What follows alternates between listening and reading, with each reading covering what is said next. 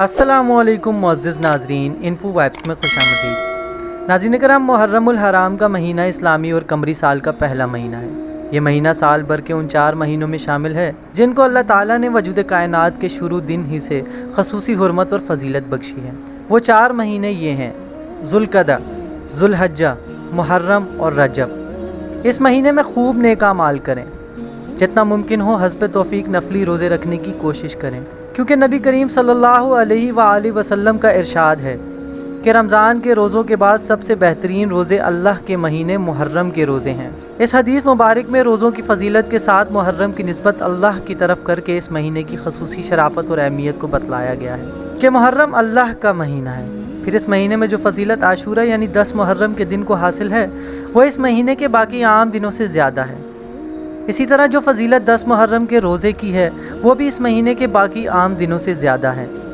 इसी दिन हज़रत मूसा अलैहिस्सलाम ने फ़िरौन से निजात पाई थी। यहूद नसारा और कुरैश मक्का इस दिन की फजीलत के कायल थे और ताज़ीम करते थे, और हजूर अनवर मोहम्मद सल्लल्लाहु अलैहि वसल्लम इस दिन में रोज़े रखा करते थे और दूसरों को भी इसकी तलकीन करते थे। ज़माना जाहिलियत में काबा की ताज़ीम की वजह से गिलाफ भी इसी दिन पहनाया जाता था। रमज़ान के रोज़े फ़र्ज होने से पहले इसी दिन का रोज़ा फ़र्ज था, जो कि बाद में मनसूख हो गया था, लेकिन अब भी इस दिन के रोज़े की फजीलत बाकी है। जैसा कि मुस्लिम शरीफ की रिवायत में मौजूद है कि हजूर पाक सल्लल्लाहु अलैहि वसल्लम का इरशाद है कि मैं उम्मीद करता हूँ कि 10 मुहर्रम का रोज़ा रखने की वजह से गुज़िश्ता 1 साल के सगीरा गुनाह माफ़ हो जाते हैं। एक दूसरी हदीस में इसके साथ दूसरा रोज़ा मिलाने का भी जिक्र है। लिहाजा इस रिवायत के पेश नज़र फ़िक़ह कराम फरमाते हैं कि तन्हा 10 मुहर्रम का रोज़ा रखना मकरूह और तंज़ीही है। इसलिए बेहतर और मुस्तहब ये है कि 10 मुहर्रम के साथ एक दिन पहले यानी 9वीं तारीख का एक रोज़ा या एक दिन बाद 11वीं तारीख का एक रोज़ा मिला लिया जाए, ताकि हजूर पुर नूर सल्लल्लाहु अलैहि वसल्लम के फरमान के मुताबिक यहूदियों की मुखालफत भी हो जाए और इस दिन के रोज़े की फजीलत भी हासिल हो जाए। आशूरा यानी 10 मुहर्रम के दिन अपने अहलो अयाल पर खाने पीने या किसी भी एतबार से कुशादगी और फरागी से खर्च करने की फजीलत हदीस पाक में आई है। जैसा कि हदीस शरीफ में आया है कि जो कोई शख्स आशूरा यानी 10 मुहर्रम के दिन अपने घर वालों पर खर्च में वसअत करेगा, अल्लाह ताला सारा साल इस पर रिस्क में वसअत फरमाएगा। लेकिन मुहद्दिसीन की तसरीह के मुताबिक ऐसी रिवायात जो मुख्तलिफ तर्क और असनाद से मरवी हों, इनमें क़ुव्वत पैदा हो जाती है, इसलिए इसको आमाल के फ़ज़ाइल में बयान करना दुरुस्त होता है। इसलिए फ़िक़ह कराम ने लिखा है कि 10 मुहर्रम को अहलो अयाल पर वसअत से खर्च करना मुस्तहब है, लेकिन ये बात मलहूज़ रहे कि जो चीज़ें जितने दर्जे में साबित हों इनको इसी दर्जे में रख कर बग़ैर कमी और ज़्यादती के मानना और अमल करना चाहिए। मसलन हदीस में वसअत का जिक्र है, और वसअत सिर्फ खाने पीने की चीज़ों से नहीं बल्कि लिबास वगैरह दीगर चीज़ों के ज़रिए भी हो सकती है, और मज़कूरा हदीस में अहलो अयाल पर वसअत का जिक्र है।